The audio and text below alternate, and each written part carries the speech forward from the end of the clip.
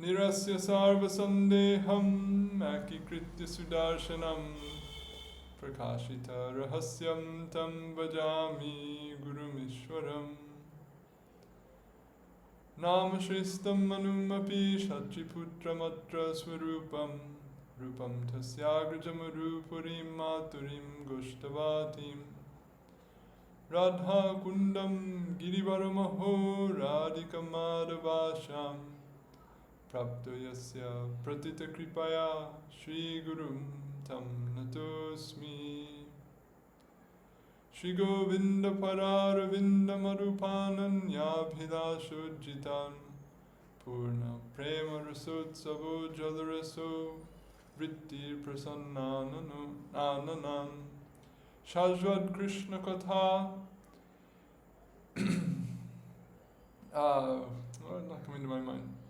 Vande Bhagavatani Mananudabam Murdna Nipatyakshito Namo Mahavaranyaya Krishna Prema Pradayate Krishnaya Krishna Chaitanya Namne Gaura Tvishe Nama Jayatam Suruto Pangor Mama Mandamate Gati Matsarvasva Parambojo Radha Madana Mohano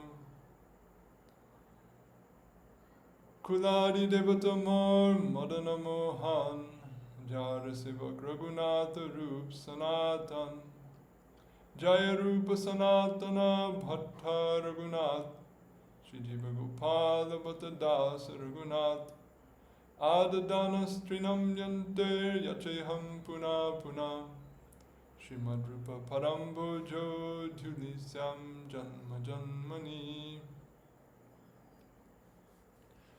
So by the grace of Shri Kali-yuga Pavana, the Svabhajana Vibhajana, Prayojana Avatar, Prema Purushottam, Shri Gauranga Mahaprabhu, and his beloved Parshad, the foremost of the crest jewels of the Acharyas of the Gaudiya Vaishnava Sampradaya, he who fulfilled the heart's wish of Sriman Mahaprabhu, Srila Rupa Goswami Prabhupada. Again today we will continue our discussion of his compilation entitled Padyavali. So in our last session we began the invocation of auspiciousness and we heard the obeisance to the Ishtadevata as well as two blessings evoking that Ishtadevata's grace upon the readers of this text, and specifically a blessing evoking his figure as well as his eyes to dispel all inauspiciousness, and his arms to bring about all auspiciousness. So now today we'll hear in the next verse, the final verse of the invocation of auspiciousness, a blessing or an appeal, a prayer to the sounds of his flute to also bring about auspiciousness.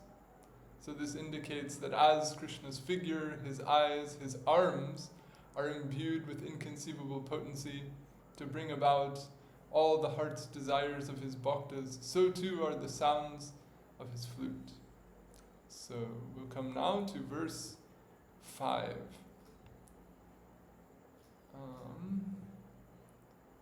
So it says, Sāyaṁ vyavardhamana kila surabhi kulavana sanketanaman abhīrī-vṛnda-ceto haṭha-haraṇa-kalā-siddha-mantrākṣarāṇi saubhāgyaṁ va samantād dadhatu madhu-bhid keli-gopāla-mūrteḥ sānanda Kṛṣṇa Vṛndāvana rasika mriga Shrenayo veṇu-nādāḥ.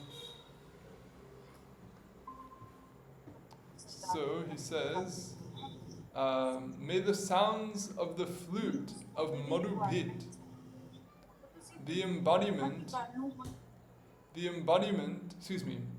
may the sounds of the flute of Madhu-bhid, the embodiment of a playful cowherd, which in the evening are intimations of names beckoning each member of the whole herd of surrounding cows back to the cowshed, which are syllables of the mantra established in the art of forcibly stealing the hearts of the abhīrīs, and by which the herds of the graceful deer of Vṛndāvana are blissfully attracted.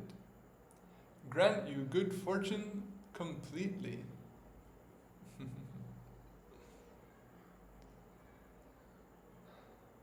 So we have here a prayer to Kṛṣṇa as he's playing his flute, and again, more specifically, a prayer specifically to the notes of his flute, or the sounds of his flute.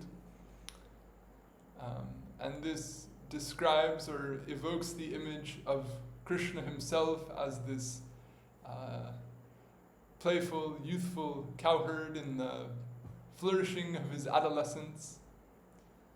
And he is playing the flute such that the cows, the gopis, and the deer in the forest can all hear. So, before we get to the exact context, we'll just share a couple of points from what the commentator mentions. One is that by describing Kṛṣṇa here as the keli-gopāla-mūrteḥ, or this embodiment of a playful cowherd, then the commentator takes this to mean that the aim of Bhagavan's Leela when he's manifest in this cowherd form is keli. So keli means Leela. And Leela in gist means action which is an expression of bliss rather than action which is performed in want of bliss. Or if the objective of every embodied being is to remove suffering and achieve happiness or achieve satisfaction, then the activities of those who are not subject to such embodiment but are in part of the divine experience is that they don't suffer and they don't require the attainment of happiness because they're completely absorbed in happiness, they're steeped in happiness. So their actions are an expression of their happiness rather than a pursuit of happiness. This is a topic that comes up in the Vedanta, Darshan, and also Jiva Goswami discusses multiple times in the Sandarbhas, because the ancient philosophers have reasoned that every action is motivated by a desire. So if Bhagavan performs action, that must mean he has some unfulfilled desires. If he creates the world, creating the world is an action, which would mean that he has some unfulfilled need or unfulfilled desire that the world is supposedly fulfilling, or that he's creating the world in order to fulfill. So then it's replied to this notion that nope, this doesn't apply in that case, because Bhagavan is not like everyone else who performs action only to fulfill desires. One can also perform action not to fulfill a desire, but as an outpouring of joy or as an outpouring of bliss. So Bhagavan's actions, Bhagavan's Leela is such.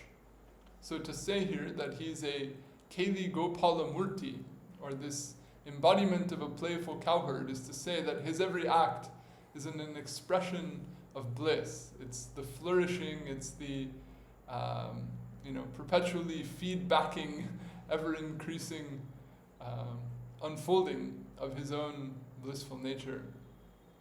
So how now is that outpouring of bliss contextualized? So this is brought into context or envisioned. One can see this in their meditation. Kṛṣṇa is coming out from the forest and returning to the village of Braja. So this takes place in the evening when he's coming back from his day herding the cows along with his friends in the forest. And even from the time, in padhatis that are found prior to the creation of the Haribhakti-vilas, such as the Krama-dipika and other earlier works, this particular scene, if you will, of Kṛṣṇa returning in the evening has been used as a I don't want to say template, but as a specific object or a specific circumstance of meditation upon Vṛndavan for a special reason. That being that this is the unique time in the day when you have all of the parikaras throughout the village, throughout the Vrajalila, assembled at the same place at the same time. During the day, he's with the cows, he's with his friends in the forest, and maybe he sneaks off to see the gopis, but when he's with the gopis, he's not with the friends, except maybe a couple of his best friends. And when he's with the friends, he's not with the gopis.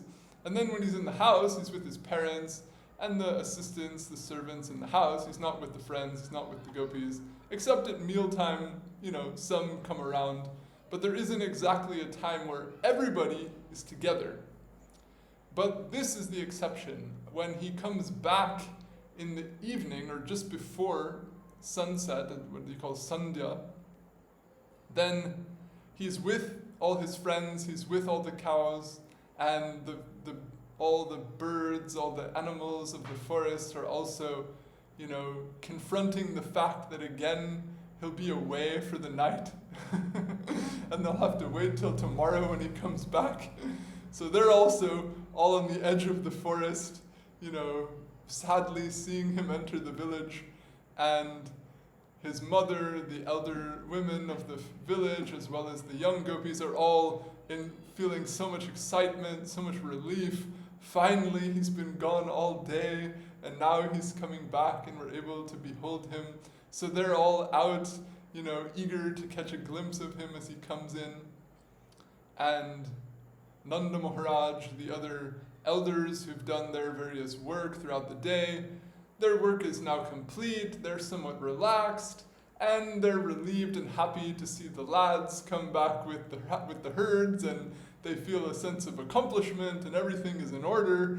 So the elder men, the elder women, the young women, the friends, the cows, the animals, the servants are also ready to receive Kṛṣṇa. He's going to come home, now it's time, he's going to bathe, he's going to eat. So they're ready for all of their seva. So you have all of the people of Braja all excitedly now there at this moment of transition as he comes out of the forest and into the village.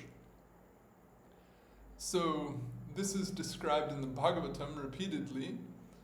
The first mention we find of it is in the 15th chapter of the 10th canto, with a pair of verses which are fairly well known, describing him saying, Tam Gaurajas Churita, where it describes how as the cows are coming in, then they raise up a lot of dust, such that another synonym for evening in vernacular languages in India is go dhūlī-lavaḥ, which means cow dust time, if you translate it literally. But because it's so common for the cows to come back in the evening and the areas around the village to have more dust around them because of the daily travel of the cows, then they raise up like a cloud of dust as they're coming in.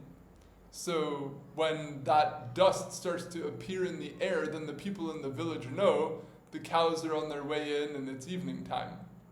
So it's known as Go dhūlī-lavaḥ. So in the Veṇu-gīta, in the Yugal-gīta, other places the gopis describe Kṛṣṇa, and also here Shukadeva Goswami in the verse I'm mentioning describes Kṛṣṇa, and they say that this dust, as it's raised up in the air, then it sort of speckles or bedecks his garland and his hair and maybe some of the beads of perspiration on his face, and adds to the charm of his appearance, that there's this kind of light frosting, if you will, of the dust from the hooves of the cows. So that's what this verse in the Bhagavatam mentions, and it says that the gopis are, or actually one of the commentators, perhaps it was Sanatana Goswami, he says, the verse doesn't describe the gopis beholding Kṛṣṇa, it describes the eyes of the gopis beholding Kṛṣṇa. So why are the eyes made the agent of the description rather than the person? Because they're so excitedly looking at Kṛṣṇa that it's involuntary. Their eyes are just going to look at him. It's not that they're, oh, let's have a look and see if Kṛṣṇa is there. They can't not look at him. Their eyes are drawn to him. So the eyes are described as the agent of the observation. And then, pitva mukunda mukasaragam, that in this way they drink in the nectar of his face, and they relieve themselves of all the sorrow they felt during those long, hot hours of the day while he was away. So this is how the Bhagavatam initially introduces this Leela, and then you see it again mentioned by the gopis in the Veṇu-gīta, again mentioned later in the Yugal-gīta, and so it plays a significant, repeated point of description there. And we also see it described in the Govinda-lilamrita. Rupa Goswami has also written a whole ashtakam about this particular time called the Keshavastakam. And we also observe in the Bhakti Sandarbha, in the section about Raganuga Bhakti, where Jiva Goswami gives an example of how someone following this path of Raganuga Bhakti will perform meditation upon the 18-syllable mantra, combining elements of Raganuga and Vaidhi together. And the example that he gives is a meditation upon this particular Leela of Kṛṣṇa returning in the evening to the village, and the sadhaka in their meditation envisioning themselves to be a Brajabasi too, or to be one of those people there assembled, privileged to witness this return of Kṛṣṇa. And as it's given in the Govinda-lilamrita, his father comes forward as like the village chieftain and proudly embraces his son, and Yashoda is waiting behind very eagerly, and then as soon as she gets a chance, then she's showering him with her affection, and meanwhile the younger gopis are at a little bit of a distance, and Kṛṣṇa is hugging his parents but shooting glances at them, and as he's making his way in, he's showing attention and affection as appropriate, in sequence, discreetly, openly, all as is appropriate to the context as he makes his way in. So this verse that we're discussing now, describing this playful cowherd whose very existence, whose very purpose is this unfolding of bliss, is now arriving. He's now crossing the threshold out of the forest and into the village. So you have three elements in the verse. You have the animals that he's leaving that were in the forest. You have oh, sorry, you know what, I just realized something that I forgot to mention. Anyway, I'll come back to that.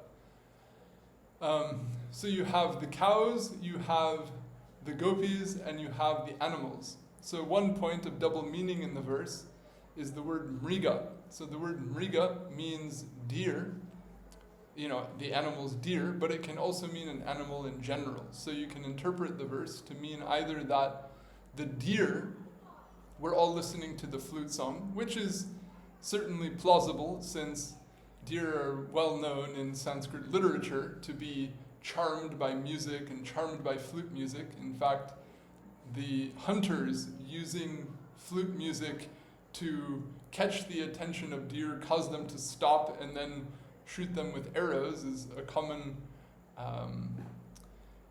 example used for instances of self-deception or faults that lead to one's downfall, where one's own sort of affinities or desires or wants lead to one's own detriment. But that's not the context in this here. The idea is that the deer of Vṛndavan relish, like anything, the sound of Krishna's flute. So whenever he plays the flute, then they stand immediately still and listen very attentively. And that you hear about in the Veṇu-gīta and elsewhere, where the gopis see deer and then they think, oh, look, those deer are standing there. They must be hearing the flute. They must have some idea which way Kṛṣṇa went, these kind of things. So the deer, or more broadly, all of the animals, are now on the edge of the forest as Krishna's leaving, and they're all, entering the cycle of the day that's less desirable for them, so to speak, because as we see in the context of the Braja-lila, the early morning, the early evening, these are the highlights of Vatsalya Rasa. This is when Mother Yashoda is in full action, waking Krishna up, making his breakfast, having him bathed, pampering him, getting him ready for the day, all of these things. And then again in the evening when he comes home, then washing him up and making sure he does his chores and arranging some entertainment and making sure he gets to bed on time. These are the prime times for Mother Yashoda and her group, if you will. And at night, then they rest, and during the day, then they do their various chores, responsibilities, and anticipate Krishna's return. So for the cowherd boys, the daytime in the forest is the highlight of the day, because that's when they get to romp around and play with Krishna, all their different games, freely, here, there, and everywhere. And for the gopis, generally speaking, the night when Krishna sneaks out after everyone else has gone to sleep is the highlight of the day. And according to context, if they can manage to slip away during the day as well, then all the better, as shown in Govinda-lilamrita. But not as may happen always, in that we see in the Yugal Gita, the Veṇu-gita instances of them, certainly on many days of the week, if you will. The Govinda-lilamrita is a given Sunday in eternity, the Krishna Bhavanamrita a Tuesday, and apart from these two highlight days in eternity, there are many other. And on many such occasions, as we get indication in the Bhagavatam, then they're, stuck or unable to necessarily go out into the forest during the day, so they're anticipating Krishna's return. So this time in the evening, as it's shown there in those verses, the one that I quoted, Pitva Mukunda, where it's saying that that they felt all this heat or all this sorrow during the day, but that was all alleviated when they drunk in the beauty of his face when he returns. So, like this evening time where they get a glimpse of him is a highlight of the day. So, along these lines, we have these three elements, and the third element being the cows. So Krishna is playing his flute in such a way that he has personalized calls with the flute for the cows. So the cows know the notes or the patterns or what have you that refer to them. So he can, as though, make intonations or implications with his flute that are personal gestures towards specific cows. So as he's playing the flute at this time, he's addressing the cows and calling out to them personally, indicating that it's time to come back into the village. He's also playing the last notes that the animals in the forest will hear for the day and wishing them, well for the evening as he departs. He's also making it known in the village that he's arriving. He's also calling the gopis to come out and greet him as he comes in. So as this embodiment of play is, dancing, coming along with the cowherd boys in and playing the flute, then he's spreading his attention and care to all of the different members of his lila, or parts of, participants therein. So this is the scene, if you will, that this prayer describes. So, one other little bit technical point is that the critical edition of the Padyavali has the reading Madhu-bhid. So bhid here means a destroyer or a killer, so destroyer of Madhu. So Madhu, generally speaking, is said to have been an asura that was killed by the Hayagriva avatar. And his names that refer to the destroyer of Madhu are typically names that are loosely used for Vishnu, and sometimes even for avatars of Vishnu other than the particular avatar who killed Madhu, namely Hayagriva.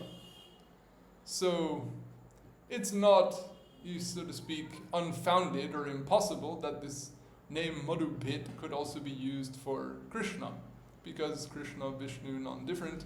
And as we see in a lot of this type of kavya, names of Kṛṣṇa are chosen such that they fit the particular meters that the poets are writing in. And not that they're stuck only trying to fill out the meter, they'll obviously choose a name that also supports and expresses something of what it is they want to convey in their verse. But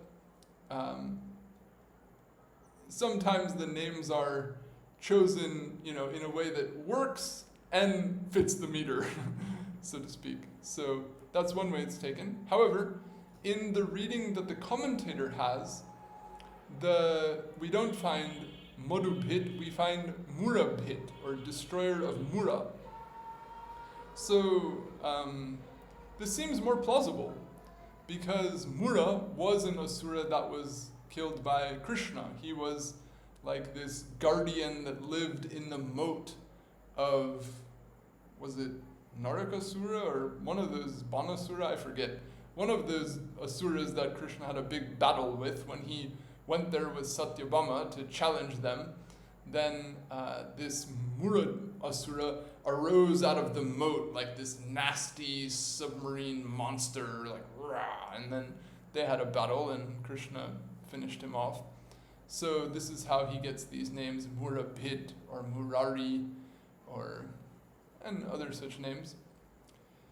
So the commentator brings up a point which I stumbled into a little bit last time, but is made here by the commentator, which is that this killing of the asura Mura took place during Krishna's Leela in Dwaraka, long after he was in Braja.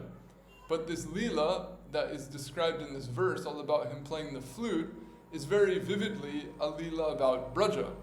So why this name referring to him killing this asura later during his Dwaraka Leela, when everything that's being described in this verse is specific to his Braja Leela? So the commentator rectifies this by saying that Kṛṣṇa also returns to Braja after killing the Mura asura. And this is what I mentioned before, and he quotes the passage from the Padma Puran that the commentator quotes is the same passage that Jiva Goswami quotes on this same topic in the Krishna Sandarbha, but a couple of the words are different. So I would think that the commentator was definitely well aware of this passage in the Krishna Sandarbha, but it's a little bit peculiar that the way that he cites it doesn't precisely match the citation in the Krishna Sandarbha. Perhaps he had another edition or variant reading of the Padma Puran. Whatever the case may be, it's not that significant. But I've given here the passage as it's quoted by Jiva Goswami in the Krishna Sandarbha. So the point is made that after killing Dantavakra, and if we look in the chronology in the Bhagavatam, the killing of Dantavakra happened after the killing of Mura, then it says in this Padma Puran text that Kṛṣṇa crossed the Jamuna, came back to Braja, pacified his parents, offered respects to all the elders, gave everyone gifts, and then, quote, on a lovely bank of the Yamuna overhung with beautiful trees, Keshava sported thereafter continuously with the cowherd women. Wearing the garb of a cowherd, Prabhu dwelled there for 2 months, completely absorbed in the bliss of lovely play and the rasa of firmly bound prema. So all of these Brajabasis have just borne, prolonged separation from him, and then finally, after such a long period, he's again come back, and they spend these 2 months in the complete joy of reunion. And then, according to Jiva Goswami, after these 2 months, that whole Braja, Leela, Parikara group, everyone goes unmanifest, and Kṛṣṇa carries on in Dwaraka and in his outer expansion. Anyhow, in this way the commentator resolves this point that you could speak about the Braja Kṛṣṇa as Mura-bhid. In other words, the Brajabasis definitely got news of all of Kṛṣṇa's great feats, so they would have known that he performed this act. So it's not impossible that he could be addressed in this way, but still be specifically referring to his Braja Leela. Okay, so that's what we have for this final blessing. So this blessing then is a blessing evoking auspiciousness and having these notes of the flute be the agent that is bringing about good fortune for us. So, in other words, the flute is the means by which he accomplishes all of his leelas. It's the means by which he delights the hearts of all of his associates. So may that sounds of those flute also someday ring in your ears and delight you. May the good fortune of hearing his flute, feeling the thrill of anticipating his darshan, and then having again that darshan, may that privilege come to you someday. Along these lines, the expression is made. So one other nice point that the commentator mentions as he concludes this, which is the final verse of the Mangala-charana, or the invocation of auspiciousness, is that we can see in the 4 verses that Rupa Goswami Pad chose as for this invocation of auspiciousness, that the 4 special qualities of Kṛṣṇa that Rupa Goswami isolates as being found in Kṛṣṇa and no other form of Bhagavan are all illustrated in these 4 verses. So in the Sindhu, there's a well-known set of verses that describe these 4 qualities of Kṛṣṇa. Sarvat bhuta chamatkara lila kalo lavaridi atula madhura prema mandita prema mandala trijagan manasa karshi murali kalakujita asamurdva rupa shri visma pita charachara. So saying that Krishna is described as he who is an ocean of waves of Leela that are astounding and amazing to all. He who has a circle of dear ones adorned with incomparable sweet prema. He, the melodious coos of whose flute are attractive to the hearts of everyone throughout the 3 worlds. He, by the beauty of whose unequaled and unsurpassed figure, all moving and inert beings are enchanted. So this last verse describes the flute playing. The first blessing described his figure, and the Mangala-charan, as well as these other, indirectly through these blessings, describe his leelas as well as his associates. So Rupa Goswami, he whose Ishta Devata is this Vṛndavan adolescent Sri Kṛṣṇa, chooses these verses in the Mangala-charan that we can see are consistent with how he lays out his theology in terms of the excellence of Kṛṣṇa as the vibhava, and specifically the vishaya-valambana of bhakti, the ultimate form of bhakti rasa. So that gives us the invocation of auspiciousness. So from now on, for the remainder of the entire book, we get these little sections on particular topics, which have 2 verses in a section, 10 verses in a section, whatever the case may be. He just divides up certain topics and then cites particular verses that beautifully illustrate these topics. And in some cases, the commentator gives some nice explanation of a subtle progression of thought that's being demonstrated by the sequence in which the quotations are made. So we'll try to catch those threads, if you will, as we go through. So now we begin the first section. It says, Ata Shri Krishnasya Mohima. Now the greatness of Shri Kṛṣṇa. So this is, you could say, the most broad category of all. The opening verse said that these verses are, what is this book? It's a compilation of verses about Mukunda. It's about Kṛṣṇa. Okay, so now what do we have? The first topic? The greatness of Kṛṣṇa. So in a very broad, general way, the greatness of that primary subject of the text, Kṛṣṇa, is shown. So I'm coming now to the 6th verse. It says, Ambhobhiḥ sthalatāṁ sthalam, jaladhitāṁ dhūlī-lavaḥ sthalatāṁ, shaili mṛt-kaṇatāṁ tṛṇa-kṣīṇatām, vajram tṛṇa-kṣīṇatām, vāni sthalatāṁ himam dahanatam ayati yasyechaya lila dhūlī-lavaḥ bhutavya vyasaine Kṛṣṇāya tasmai namah.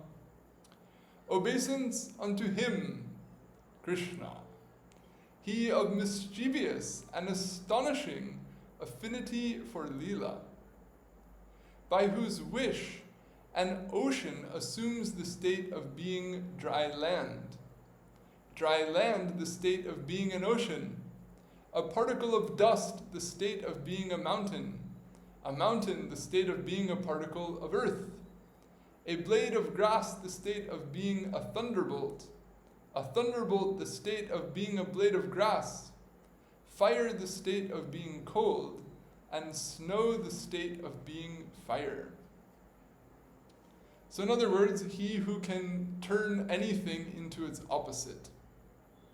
He who can make water like land like water, who can make fire like water, fire like water, water like fire, hard make soft, soft make hard, big make small, small make big, etc. He who has such astonishing capacity for Leela that for the sake of that Leela, anything can become anything. Watch out. This is going to evoke some wonder. So this is, there's not a lot of detail in the comment on this. One point that the commentator brings out, he goes to does a little bit of grammatical hard work to interpret the word dur-lalita, which commonly means mischievous or of a playful nature which has something challenging about it or problematic about it. In an apparent sense, he takes the word durlita to mean durgyeya. So rather than mischievous, he interprets it to mean that Krishna is playfully possessed with this difficult to comprehend and astonishing potency. And it's not inconsistent with the theme of the verse, which is saying that he can create all of these inconceivable opposites. So other than that, there isn't any other specific detail in the text. In the commentary on the verse. So this is, we can say, just a very broad introduction. What is the greatness of Krishna? This will get you started. When you're dealing with Krishna, all expectations, all norms are off the table. Anything can happen with anything, anywhere, at any time. You'll never be able to predict or say what will be what. By his wish, whatever may be. This is sort of like an introductory way of bringing you to the poking your head up into the wonderland of Krishna's Leela. And interestingly, however, the critical edition notes that this verse, in wherever it was quoted from, doesn't have the name Krishna in it, it has the name Deva in it. So it appears that Rupa Goswami edited the verse from describing Deva in general, or Bhagavan in general, to Krishna specifically. I think we can understand why. So that's that. And I'll do one more for today. So having given this general description, who is Krishna, this person who has inconceivable capacity to perform wonderful Leela, then the next point comes up that he is most worthy of worship. He's the most wonderful, and he's most worthy of worship. And why is he most worthy of worship? Because he has wonderful qualities. So this verse describes that worthiness of worship by illustration of his various qualities. So we just heard all these blessings about how he blesses bhaktas. So we can take it that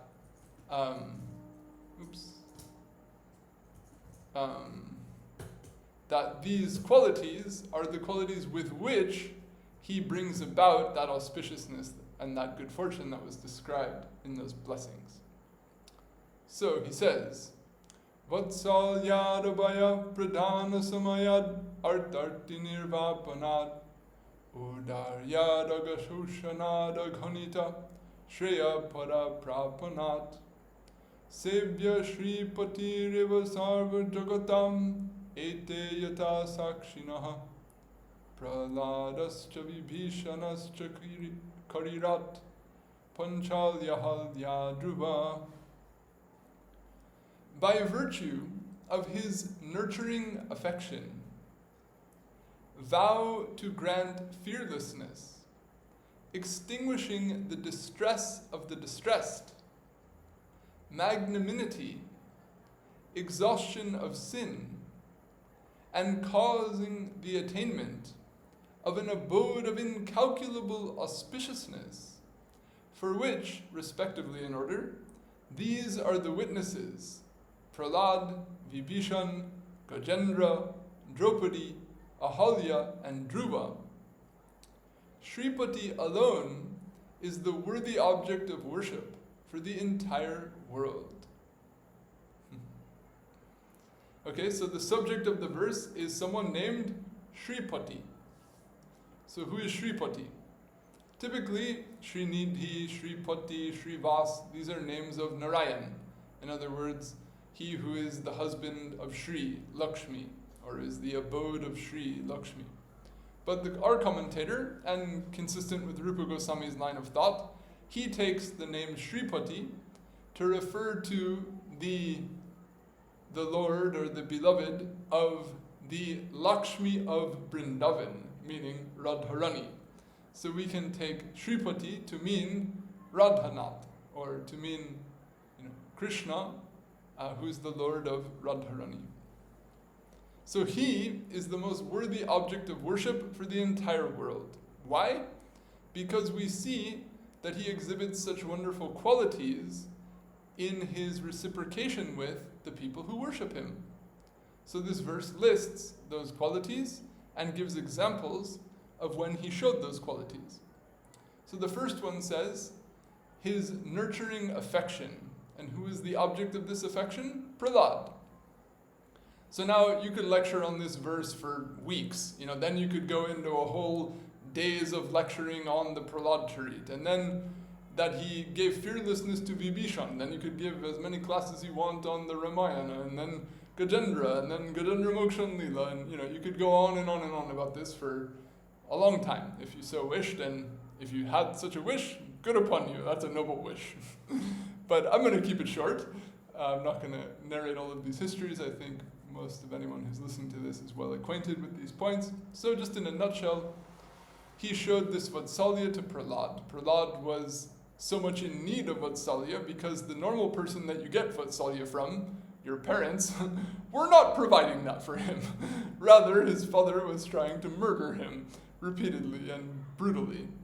So Bhagavan came and provided extraordinary nurturing affection to Prahlad, saved him from death in so many ways, and blessed him through Narad Goswami with such profound knowledge that he felt no sorrow, even in the midst of what are otherwise about as sorrowful circumstances as you could ever be born into. If you're a child and by the age of 5 your father is repeatedly trying to murder you, that's about as bad as it gets. So Bhagavan showed such nurturing affection to Prahlad, and another just highlight of that affection was after he appeared as Nrsimhadev, after he destroys Hiranyakashipu, then still he's showing this ferocious mood of anger, and Lakshmi, all of the devas, they're too afraid to go near him because he's still raving angry. So finally they motion to Prahlad, you go.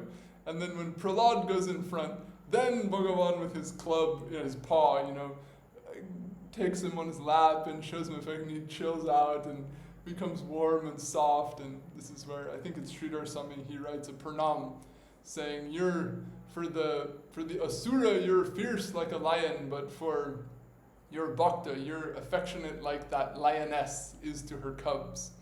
Something like this. I don't remember the verse, but there's something like that of Sridhar Swami Pad.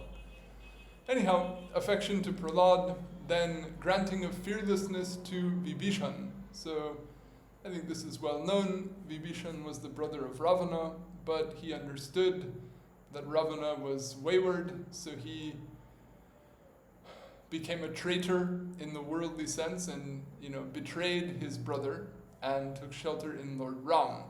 But in this context, this being a traitor or a betrayer was an act of great virtue as well as an act of great devotion, because in doing so he was siding with Dharma and he was taking side with Bhagavan himself. So when he comes to Ram to take shelter, then Hanuman, some of the other ministers and persons who are, into polity and all of that, they're having suspicion and saying, this is very strange, right before the battle, such an important person. How can we trust this guy that he's truly wanting to join our side? He could just be coming here as a trick, he's a spy, this is some ploy. So, but Vibhishan is, confessing his sincerity, and Rama trusts him, Rama believes him. So there's a well-known verse which is quoted by the Goswamis in regard to Sharanagati, which says, Sakrideva prapanoyas tavasmiti chayachate abhayam sarvarotasmai dadamyaham mamavritam, where Ram makes this vow. He says, my vow is that if anyone even once takes shelter in me, saying, I am yours, then I will make that person fearless, which is a kind of a classical Sanskrit way of saying, I will protect him. In other words, when you're protected by someone, you're not afraid, you're safe. So this granting of fearlessness just basically means granting safety or granting shelter to him. So he came in this very precarious situation, and Ram trusted him, accepted him, took his word to be sincere, and gave him shelter. So in this way, he showed this determination. This, as a bhakta, is expected to sincerely devote themselves to the Lord. It's not just one-sided. Bhagavan is also unwavering and staunch in his own vow to accept the bhakta, to protect the bhakta, to nourish the bhakta, and so forth. So that is shown in this context. Then we have extinguishing the distress of the distressed. And the example is Gajendra. So in the Gita we hear about 4 persons who approach Bhagavan, one of whom is the arti, or the arta, one who is distressed. And Rupa Goswami gives the example of Gajendra, who, when he was being attacked by this crocodile and gradually losing the battle, felt that he was not going to win, felt that he was helpless, felt that no one but Bhagavan could save him, and so in distress prayed to Bhagavan for protection, and then swiftly Bhagavan descended and protected Gajendra. And there's a very beautiful verse about that later in the Padyavali, so we'll come back to that topic at another time. But what this shows is that Bhagavan removes the distress of those who are in distress when they appeal to him. So he's elsewhere called Arta Bandhu, or he who is the friend of the distressed. Then we have the example of Draupadi and the quality of magnanimity. So the commentator interprets this to refer to the instance in which Dushashan was trying to disrobe Draupadi in the assembly after Yudhisthira lost the gambling match, and Kṛṣṇa was magnanimous in not only protecting Draupadi, but doing so with ample supply. In other words, granting this sari that went on and on and on and on and on. He was very generous in the quantity that was provided. So what this is to say that he was magnanimous in his protection of Draupadi at that time of distress. And then the example for the fact that he relieves people of their sins is Ahalya. So Ahalya suffered a difficult instance where she was the wife of Gautam Rishi, and on some occasion Devaraj Indra took a fancy towards her. And so he approached her in the absence of Gautama, shape-shifting into Gautama. So she spoke with him because he shape-shifted into the form of her husband. So it's not really a fault to talk to a shape-shifted form of your own husband thinking he's your husband. But when Gautam came back and found that this was going on, he was upset by this, and so he cursed Ahalya. And so she had to become like petrified in stone for a very long time. And it was only when Ramachandra and Lakshman came to the ashram of Gautam that she was relieved from this petrification and saved from this effect of this curse. So in this way, it's shown how Krishna in the form of Ram frees people from their sins, or the effect of sin. And finally, Dhruva. Everyone is well acquainted with this. We've heard the narrations in the Bhagavatam many times. As a young boy, he performed this worship, wanting a kingdom greater than his father's. And what did Bhagavan give him? The best kingdom you could get, the top floor of the penthouse of the skyscraper, so to speak. Above even the plane of Brahma, above Satyaloka, is what they call the Naka Prishta, or the vault of heaven, the domain that exists above the 14 worlds, between those worlds and the outer layers or coverings of the Brahmanda. So this ultimate most domain within the Brahmanda, he gave that sovereignty over that domain to Dhruva. So this shows that he can grant his bhakta no lack of great things. So when Bhagavan nourishes his bhaktas with such affection, when he gives them so much protection, when he saves them from their distress, when he's so magnanimous towards them, when he alleviates their sins, when he blesses them with such wonderful attainments, then who else can be compared to him? Who else has ever done this much for anybody? Nobody. So who's more worthy of being worshipped? Who's more worthy of being taken shelter in? Who's more worthy of seeking protection from, or seeking guardianship from? No one. So therefore, this Shripati, this Bhagavan, is the worthy object of worship, the worthy object to be taken shelter in for everyone throughout all of the worlds. So this is the section. 2 verses only in this section, and they describe in a very broad way, in a very general way, the greatness of Krishna, that he can do these inconceivable wonders, and that he's the supreme object of worship. So from here on, then it goes into numerous other topics. So I think I'll pause here for today. And we'll continue in the next reading. If anybody has any comments, questions, or what have you, please feel free to share.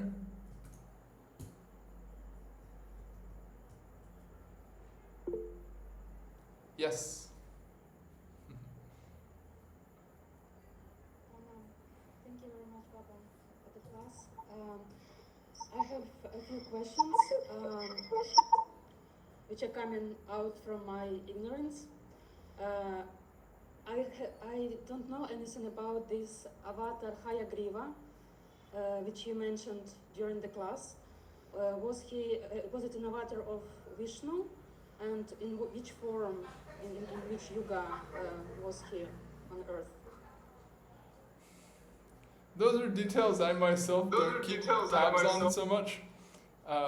But generally, from what I recall, he appeared in the Satya Yuga. He's said to have been a preserver of the Vedas, and to have appeared early on in the existence or the cyclic unfolding of the universe for the propagation of the Vedic Shastra among the rishis, and protecting the rishis from the attacks of the early asuras. Some basic idea like this I can say, but honestly I don't recall any further detail. Do you know, in what kind of form this avatar was? The Hayagriva, so the name itself explains. Haya means a horse, and Griva means a throat. So it means a man form with a throat and a head of a horse. So like you have Nishringha, the man lion, this would be like the horseman. Okay, and this was in avatar of Vishnu, right? Excuse me? And Hayagriva was an avatar of Vishnu or Krishna. I mean, ultimately, from our viewpoint, everything is an avatar of Krishna, but yes, Vishnu. Okay. Okay, and this analogy when Krishna was described as the one who can like make ocean dry land and like these opposites ones. So this is like to convey that he's the one who can basically in any area that we can consider, he can make the impossible possible. Is that? Yeah. Okay. Yeah. Mm-hmm.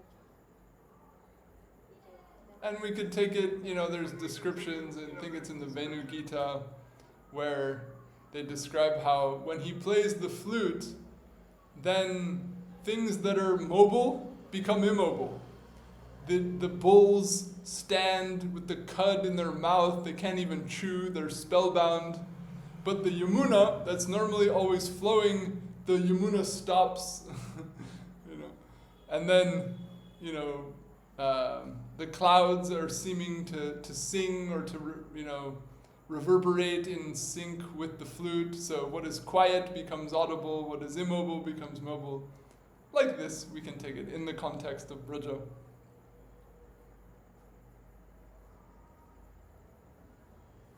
I had in the very beginning of the class, when you mentioned this word that I've heard for the first time, for the word lila, another one keli, if I'm pronouncing it correctly, is that like keli also means lila, because this is the first time I hear it. And I wanted to ask like what is the etymology of this word and why the two words for the word lila exist, because mostly we hear the like Krishna lila in so many different stories, but this is the first time I've heard the word keli as also meaning lila, and why there are two words and what's the difference, and there are many words in Sanskrit. I mean, we have bihar, vilas, keli, krida, lila. There's many synonyms for play or sporting or frolicking or rejoicing or pastimes.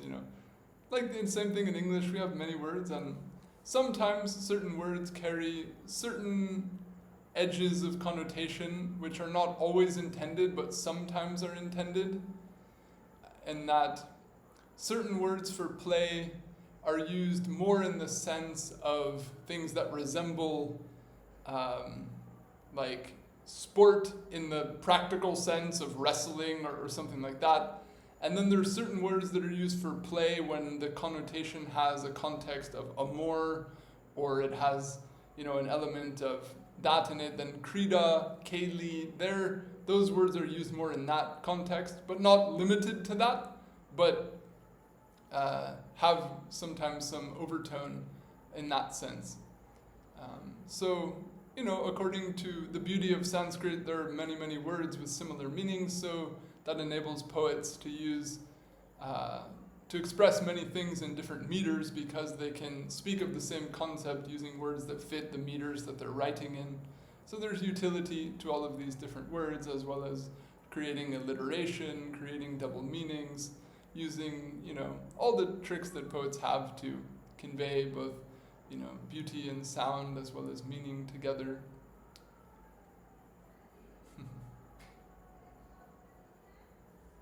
Basically mean play or playing, but they describe different aspects, like different kind of play. Is that correct? Sometimes,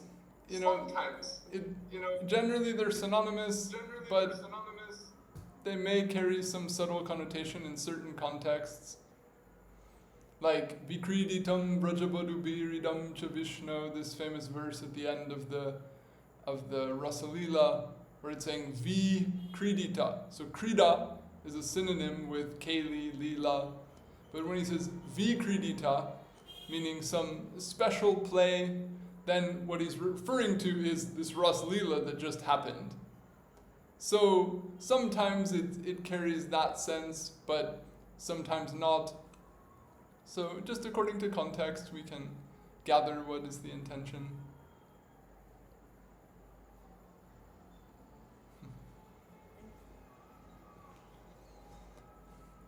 All right, well, we'll call it a night for that, and if we're so blessed, in our next reading we'll go deeper into these lovely verses compiled by Sri Rupa Goswami Pad. Vaishnavebhyo namo namah.